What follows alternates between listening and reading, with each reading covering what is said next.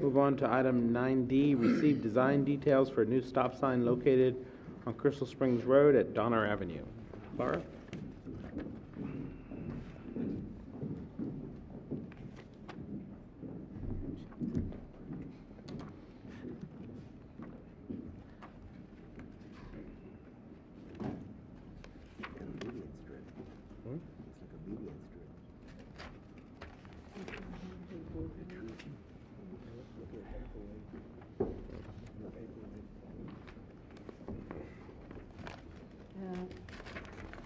Honorable Mayor, Council members, good evening again. What you have before you tonight is to consider the details for a bulb-out implementation of a stop sign at the intersection of Crystal Spring Road and Donner. At the December 9th council meeting, the council approved the installation of the to address safety concern at the intersection of Crystal Spring and Donner, to install red curb at that location, and also to install a stop sign in a bulb out. Also at that time, the direction of the council was for us to come back with details for the implementation of that bulb out and the stop sign. You have here the details for the bulb out. How you can see the reason why is a certain distance between the curb and the bulb out, that the specific drainage need of that intersection was needed to create that separation to basically allow the surface runoff to flow between the curb and the bulb out, and not to create safety concern during some rain event at that intersection. Also, I brought here a big, very, very heavy, by the way, and nobody helped me to carry here. I carried this all by myself. This is the standard paver for the city, and this will be implemented at that location also. Steve Davis is here to help me with any answer for any question what you might have. First question that comes to my mind is, I understand the need for the gap, but now you're using a paver that is probably a couple of inches lower than the existing curb there, and we're going to have a gap. It almost seems as though you're creating some type of tripping hazard. I mean, can that be covered with a plate? Can we extend across? Those pavers, if I'm not mistaken, are going to be lower than your existing curb. So you're going to step up 2 inches, and then if someone elects to walk on the bulb out, they have to step up another 2 inches onto the curb? Mayor Franzella, how you can see on the detail is shown that the height of the curb will be 6 inch, will be a concrete curb around at that elevation, and that basically this paver will be in the top of it. So it'll be at the same height? Yes. Then my only other question is there some type of cover on that gap? Because I could see someone stepping down and breaking an ankle or twisting it. Can it be covered with some type of steel plate? Was part of our discussion internally that how was indicated in our report. This will need to have some final design work done before the department will go out for a RFP to implement this bulb out. Is for us to consider basically to keep a contiguous bulb out between the curb and the bulb out, and to have a low kind of culvert below it, and to address that possible stripping hazard that you are referring to. Other questions from council members? Or Through the chair? Oh, Irene? thank you. I was looking at the Crystal Springs as I was driving up very carefully tonight, and the distance between the two sidewalks on the lower part of Crystal Springs and where you have the bulb outs is really not the way it's drawn here. It's really much wider, or at least it looks that way, because of how the Donner side comes out.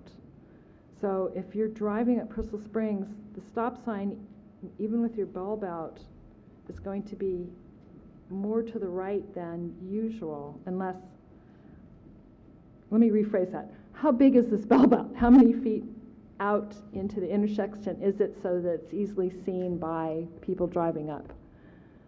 And there's no street light there either, because it's going to be a difficult thing to see.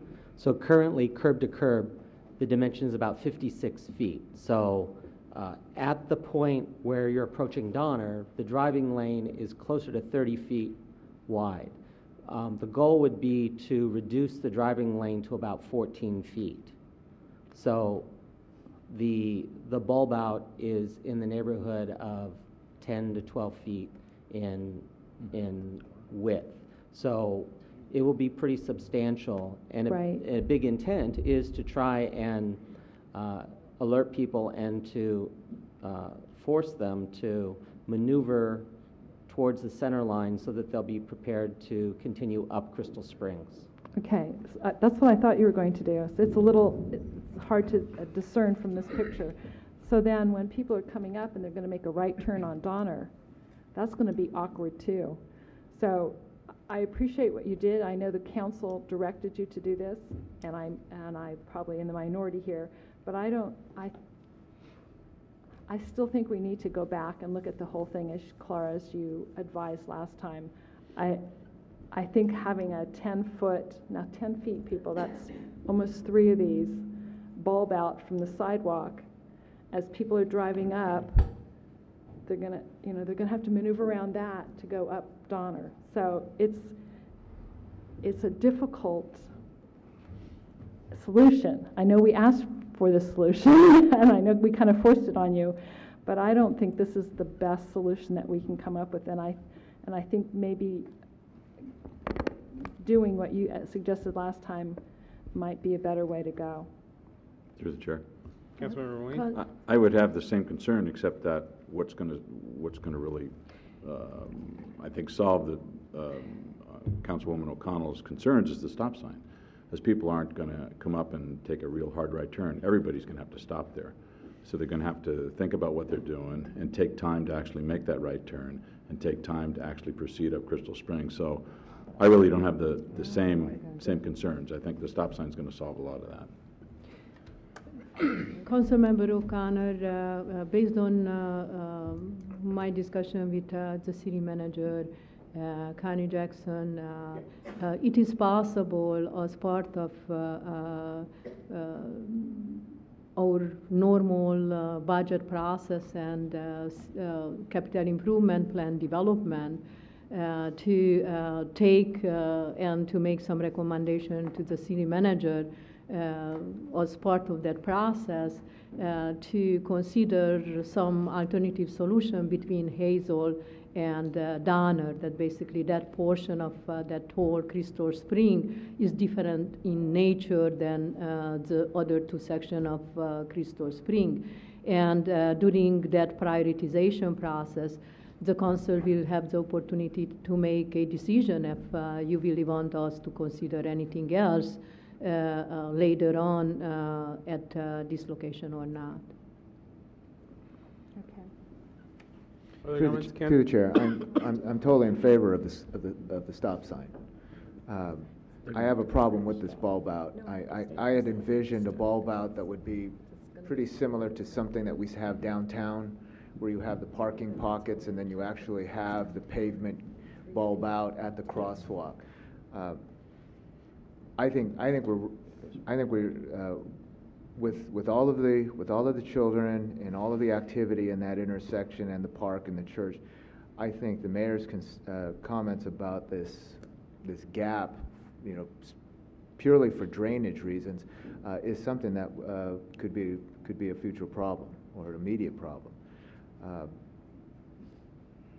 I thought that we would see a total reconstruction of the corner with the sidewalk, the curb cut, so that it looks like a true, something that was truly designed and something that you would see like on a downtown intersection or something.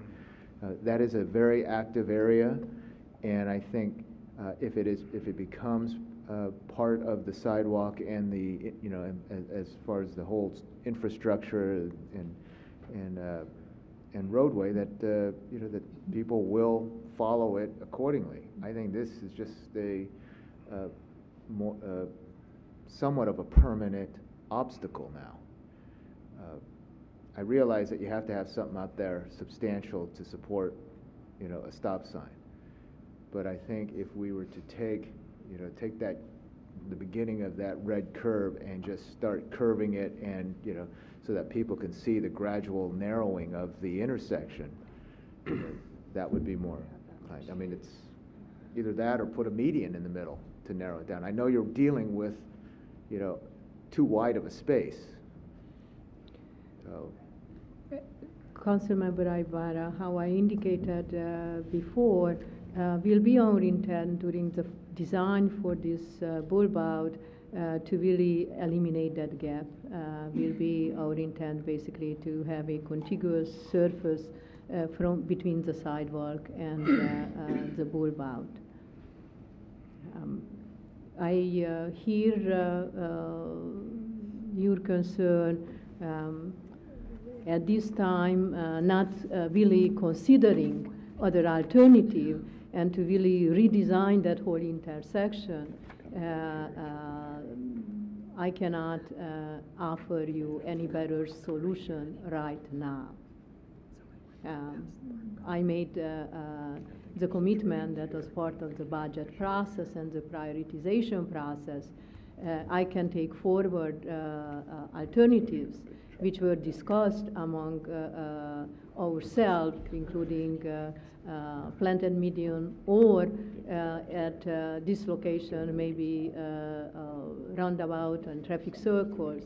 At those three intersections, like Oak, Hazel, and Donner, considering that the major challenge here is this really is that section of Crystal Spring is much wider than the other remaining two segments, and that's could be some other means how you can really calm the traffic and lower speed down, and also to have safety movement through those intersections.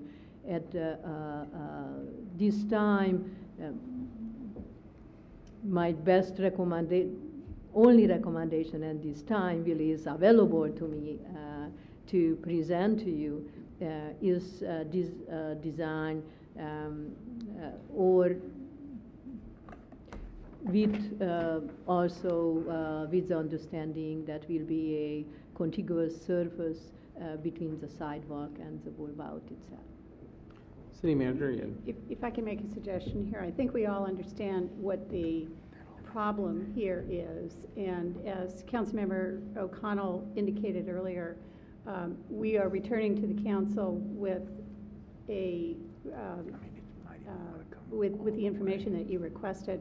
What my suggestion would be is that perhaps the council might wish to ask us to schedule a review of this issue in a little bit more detail with the Surface Infrastructure Committee, which, if I recall correctly, consists of council members. You guys at the end. Councilmember Ibarra and Medina. Mutt and Jeff. And that this might be an opportunity for us to more thoroughly evaluate some of the ideas that staff has had, that the council has, and the concerns that are being expressed here tonight. If that is acceptable to the council, we'd be certainly prepared to take that up. Yeah, and a field trip too, so we can have the residents also understand what we're looking at too.